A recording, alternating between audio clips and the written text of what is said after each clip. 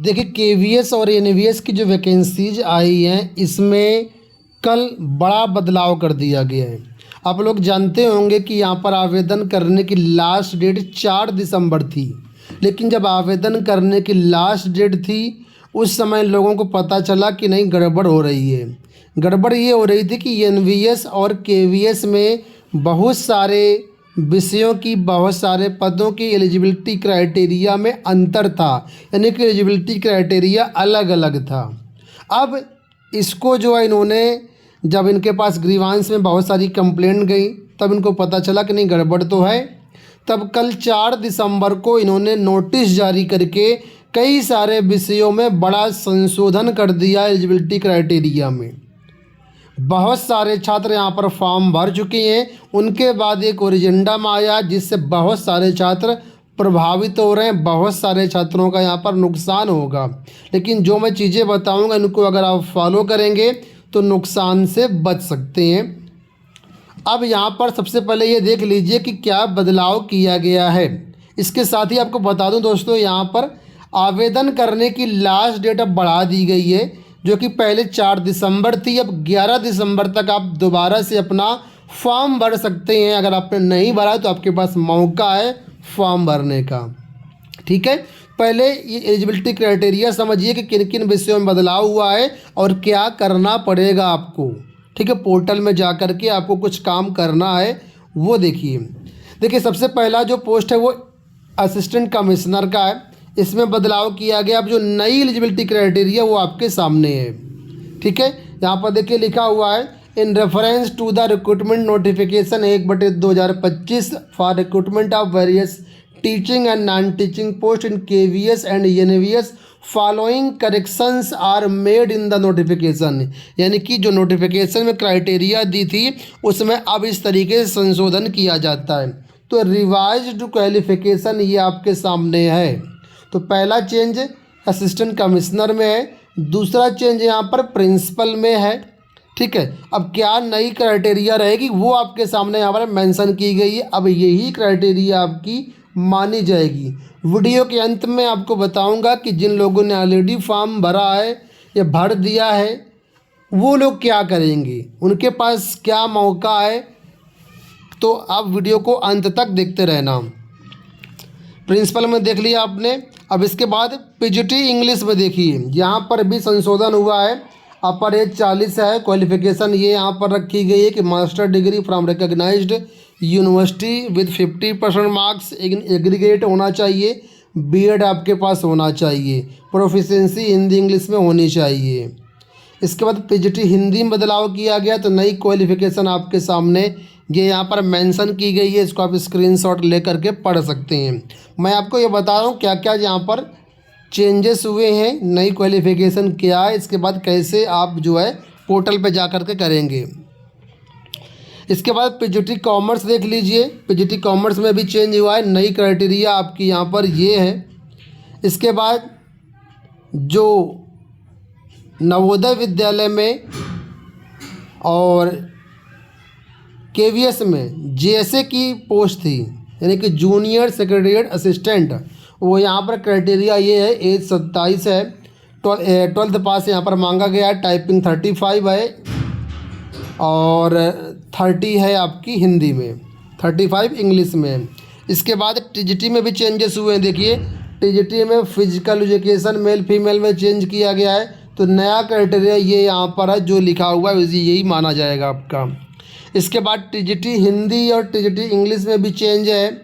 तो यहाँ पर मैक्सिमम में 35 ईयर्स है। और यहाँ पर क्वालिफिकेशन देखेंगे तो क्वालिफिकेशन में बोला गया बैचलर डिग्री होनी चाहिए कम से कम 50% मार्क्स के साथ में सब्जेक्ट कॉम्बिनेशन प्रॉपर आपका होना चाहिए और जो सब्जेक्ट है उसको आपने 3 साल पढ़ा हुआ होना चाहिए। इसके साथ ही बीएड भी मांगा गया था आपसे और सीटेड भी मांगा गया था, वो भी चीज़ें यहाँ पर मेंशन की गई हैं। डिजायरेबल में जो था वो भी यहाँ पर मेंशन किया गया है। इसके बाद TGT math, TGT science, TGT social science में भी बदलाव यहाँ पर किया गया है। तो क्या क्या बदलाव वो आपके सामने यहाँ पर मेंशन, इसको आप पढ़ लीजिए।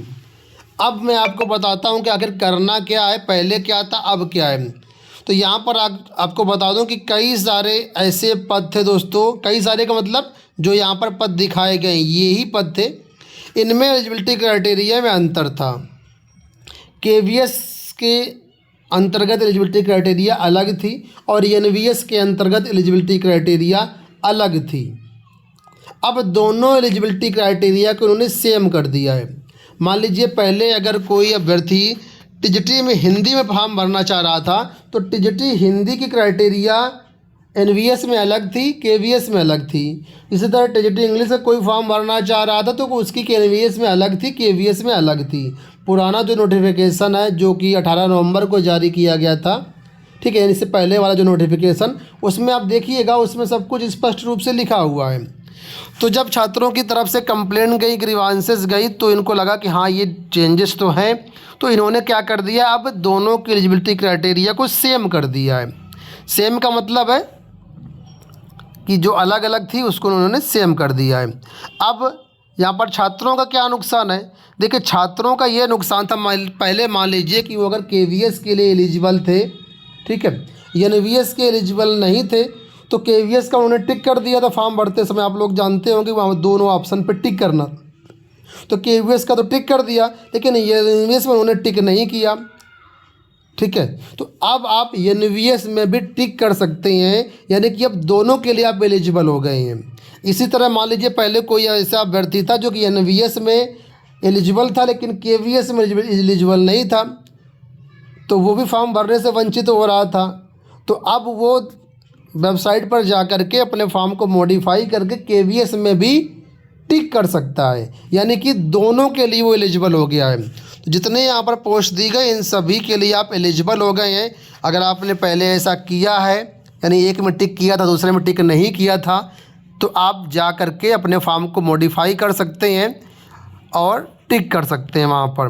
अंत में एक पैराग्राफ और लिखा हुआ है कि ऐसे अभ्यर्थी जिन्होंने अपना फॉर्म भर दिया है और पहले वो अगर एलिजिबल थे, मान लीजिए पहले वो एलिजिबल थे और अब इनएलिजिबल हो रहे हैं, तो उनको मतलब पहले के अनुसार ही कंसीडर किया जाएगा। ऐसा नहीं कि उनका फॉर्म रिजेक्ट होगा, फॉर्म रिजेक्ट नहीं होगा क्योंकि फॉर्म भर चुके हैं, फीस पेड कर चुके हैं, तो उनको भी कंसीडर किया जाएगा। तो ये लास्ट में लाइन एक लिख करके उन्होंने काफ़ी अच्छा काम कर दिया है। यहाँ पर देखिए कि पहले वो लोग एलिजिबल थे लेकिन अब नए नोटिफिकेशन के अनुसार अगर वो एलिजिबल नहीं हो रहे हैं तो उनको भी भर्ती प्रोसेस में सम्मिलित किया जाएगा, उनको भी सिलेक्शन प्रोसेस में पूरा कंसीडर किया जाएगा। तो ये एक अच्छी बात है। इसके साथ ही इन्होंने देखिए कल 4 दिसंबर की डेट में ये नोटिस भी इन्होंने निकाला था। इस नोटिस में भी सारी चीज़ें लिखी हुई जो मैंने बताया, वही सारी एलिजिबिलिटी क्राइटेरिया यहाँ पर भी लिखा हुआ है और कहा है कि अब जो आप लोग हैं अपना फॉर्म जो है वो 11 दिसंबर तक भर सकते हैं। रात्रि 12 बजे तक पोर्टल खुला रहेगा। अगर आपने भर दिया है तो उसमें जो भी मॉडिफिकेशन वगैरह करना है अगर आप, तो उसको कर सकते हैं, ठीक है। तो आप सभी के लिए बड़ी अपडेट थी। governmentjobcenter.com पर चले जाइए, वहाँ पे अपना फॉर्म भर सकते हैं और जो नोटिफिकेशन हमने दिखाया अगर डाउनलोड करना चाहें तो वो भी वहाँ से डाउनलोड कर सकते हैं। इस वीडियो में इतना ही, धन्यवाद।